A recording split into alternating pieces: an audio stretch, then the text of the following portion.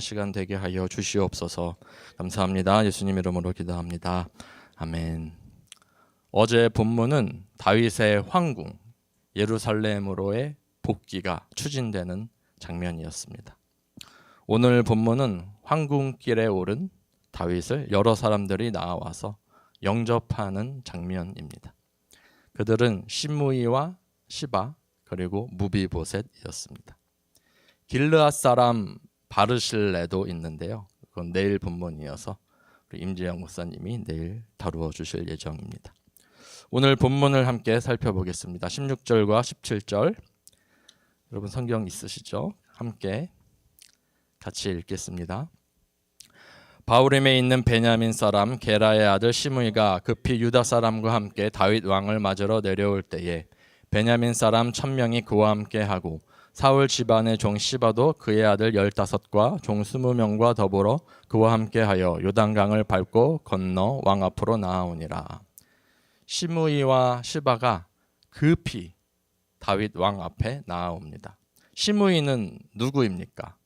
사울 왕의 친족입니다. 다윗이 압살롬의 반역으로 도망갈 때 다윗을 저주하고 다윗과 그 무리들에게 돌을 던졌던 사람이에요. 다윗을 저주하면서 이렇게 말을 했습니다. 피를 흘린 자여, 사악한 자여, 내가 화를 자초했기에 여호와께서 나라를 내 아들 압살롬의 손에 넘겼다라고 했습니다. 시바는 누구입니까? 시바는 사울 왕의 신하였습니다. 사울 왕이 죽은 뒤에 다윗은 묻습니다. 사울의 유족으로 누가 남아있냐고 살아남은 사람을 찾습니다. 아마 요나단과의 언약을 기억해서 그것을 지키려고 했던 것 같아요. 요나단이 다윗에게 자기 후손들에게 자비를 베풀어 달라고 했으니까요. 요나단의 절름발이 아들 무비보셋이 살아있다고 다윗에게 알려준 사람이 바로 시바였습니다. 그리고 무비보셋의 종이 되어서 그의 재산을 관리하는 일을 했는데 압살롬의 반역이 일어났을 때 피난 가던 다윗을 도와주면서 무비보셋이 반역할 마음이 있다고 거짓말을 해서 무비보셋의 소유를 차지해버린 아주 간사한 사람이었습니다. 그런데 이제 다윗이 궁으로 돌아가면 자신의 거짓말이 발각될 것이 뻔한 거죠. 그래서 그런 상황을 무마시키려고 시바는 급하게 다윗 왕 앞에 나온 것입니다. 19절과 20절 말씀 함께 읽겠습니다. 왕께 아뢰되 내 주여 원하건대 내게 죄를 돌리지 마옵소서. 내 주 왕께서 예루살렘에서 나오시던 날에 종의 패역한 일을 기억하지 마시오며 왕의 마음에 두지 마옵소서. 왕의 종 내가 범죄한 줄 아옵기에 오늘 요셉의 온 족속 중 내가 먼저 내려와서 내 주 왕을 영접하나이다 하니.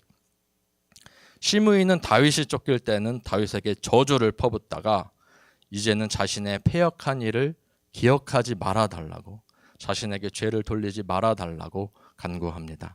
자신이 왕께 범죄했다고 말합니다. 다윗 앞에 엎드려서 용서를 구하고 있는 것입니다. 그런데 그는 동시에 1000명의 사람들을 동원했습니다.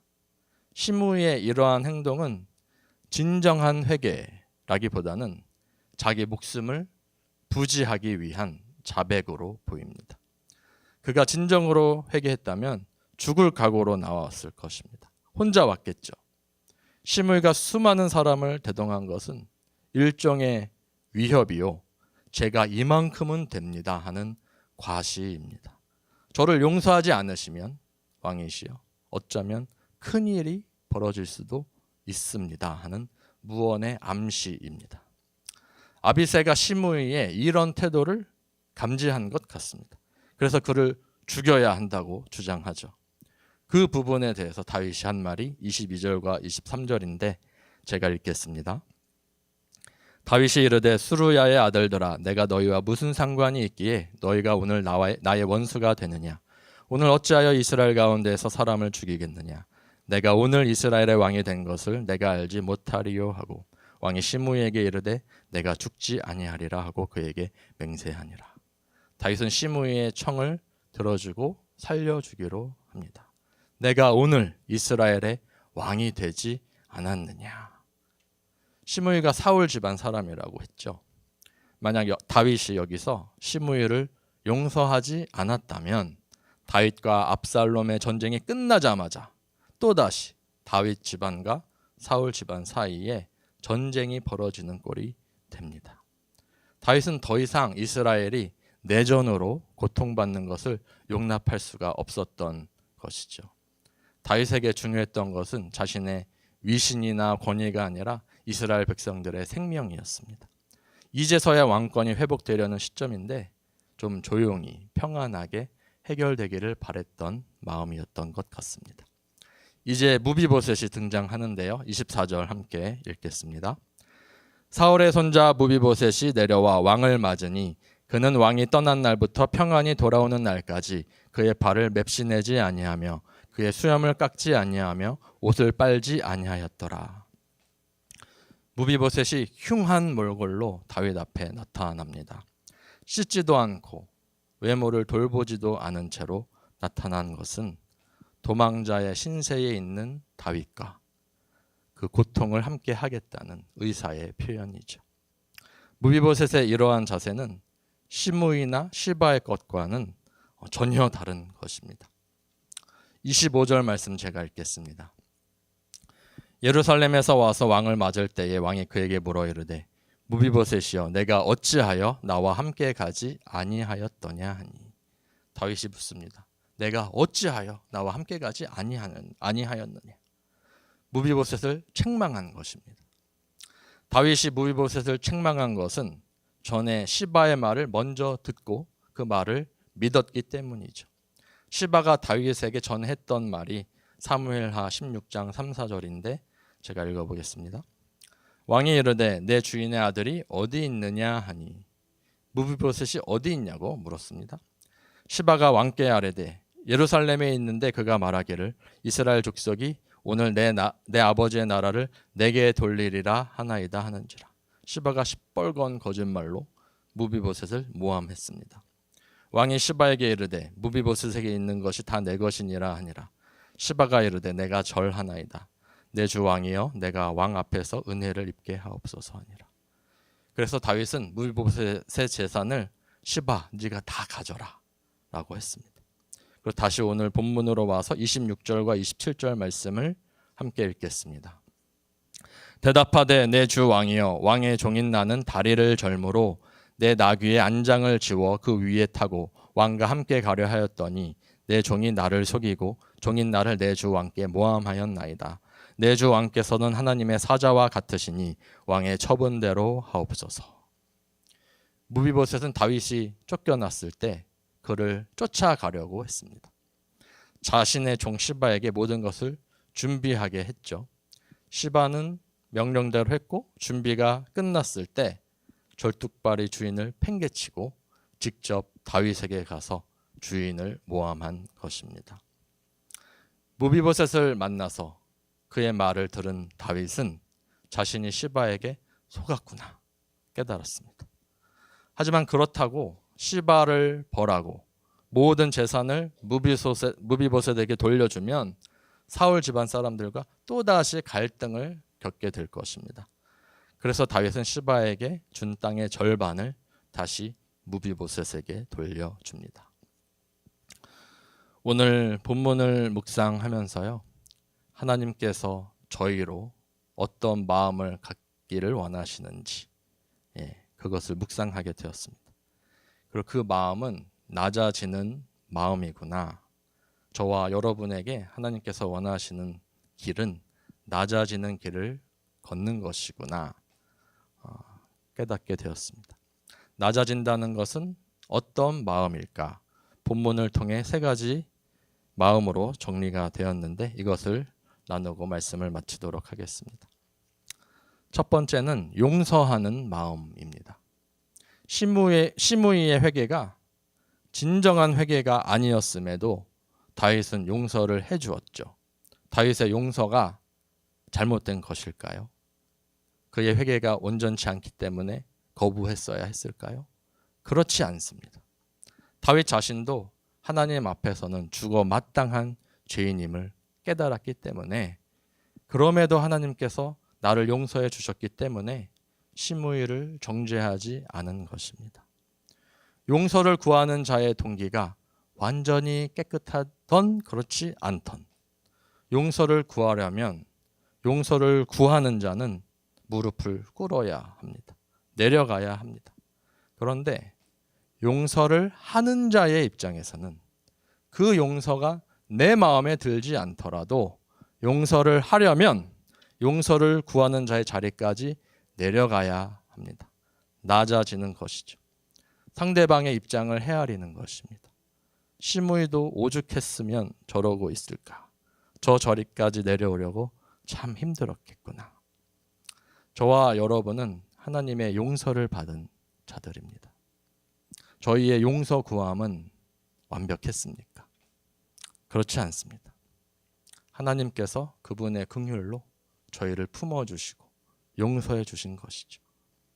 하나님이 용서해 주시지 않으신다고 해서 아무도 하나님을 뭐라고 할 수가 없습니다.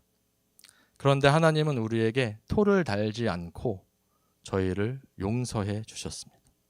그러므로 저희도 남을 용서할 때 토를 달지 말아야 합니다. 여러분에게 혹시 용서가 되지 않는 분이 있으십니까? 그분이 여러분에게 용서를 구하고 정말로 여러분 앞에 나타날지 안 나타날지는 하나님만 아시겠죠. 그러나 그들이 오던 오지 않던 우리는 그들을 용서할 수 있어야 합니다. 우리가 거저 용서받았기에 우리도 거저 용서해 주는 것이 믿는 자의 도리이기 때문입니다. 하나님께서 저에게 긍휼을 베푸시사 용서하는 마음이 저희 심령 가운데 가득하기를 간구합니다. 두 번째는 고난에 동참하는 마음입니다. 사람들의 마음은 대부분 높은 곳을 향하게 됩니다. 다 출세하고 싶죠. 잘 나가고 싶죠. 그것이 시대의 조류입니다. 남이 올라갈 때 편승하는 것 참 쉽습니다. 남이 올라갈 때 따라가는 것 누구나 할 수 있습니다. 시므이와 시바가 했던 것이 그것이죠. 어떻게든 살아보겠다고 다시 왕이 된 다윗에게 달라붙은 것입니다.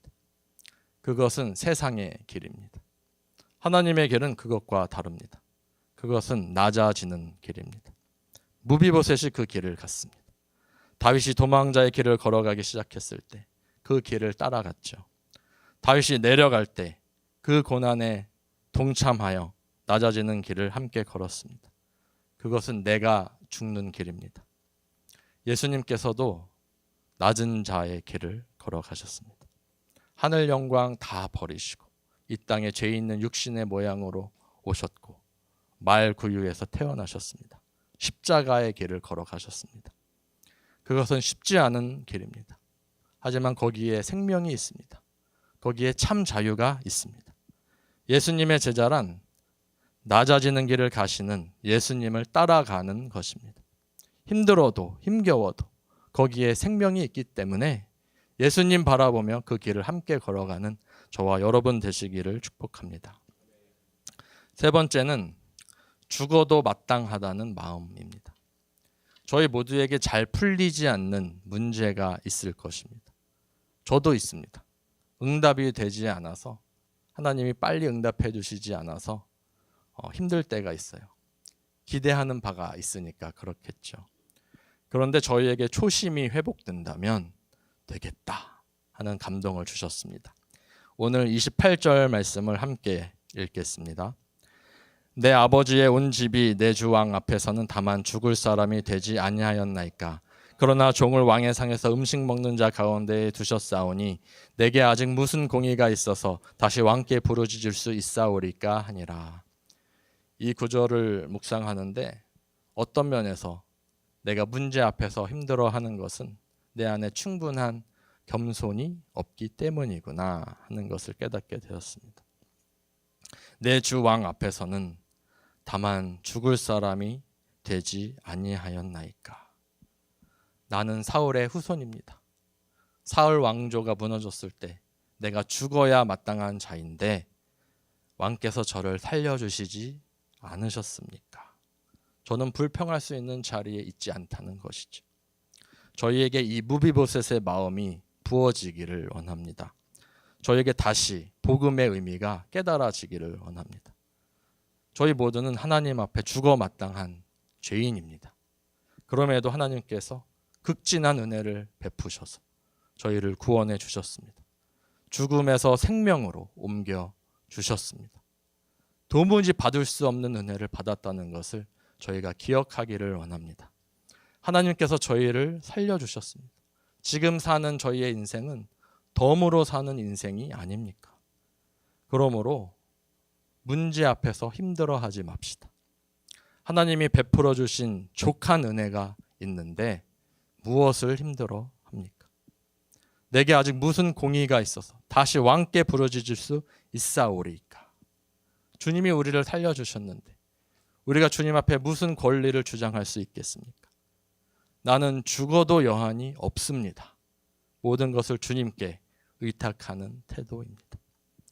하나님께서 저와 여러분에게 은혜와 긍휼을 베풀어 주셔서 하나님의 길, 낮아지는 길을 걷는 그 은혜가 충만하게 임하기를 예수님 이름으로 간절히 축원드립니다. 가능하신 분은 자리에서 일어나셔서 찬송가 304장 그 크신 하나님의 사랑 찬양하시겠습니다.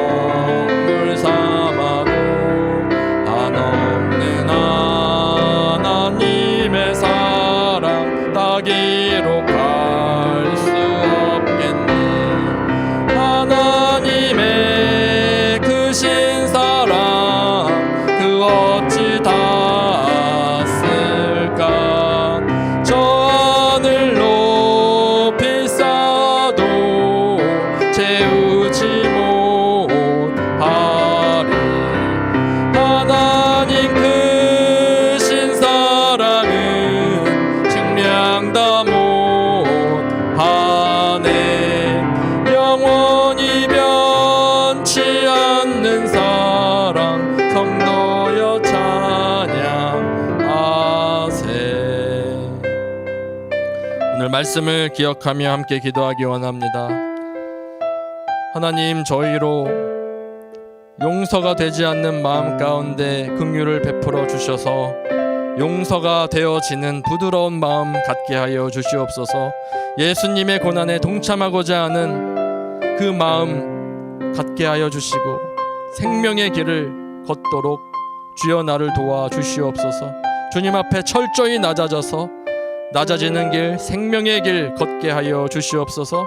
예수님 따라가는 우리 안디옥 교회 되게 하여 주시고, 또 한국 방문 중이신 담임 목사님과 사모님 위해서, 또 비전센터 개원 예배를 위해서 기도해 주시기 바랍니다. 우리 주여 3번 부르짖고 기도하시다가 자유롭게 돌아가시면 되겠습니다. 주여, 주여, 주여. 생명의 주님, 낮아지는 길에 아버지의 생명이 있음을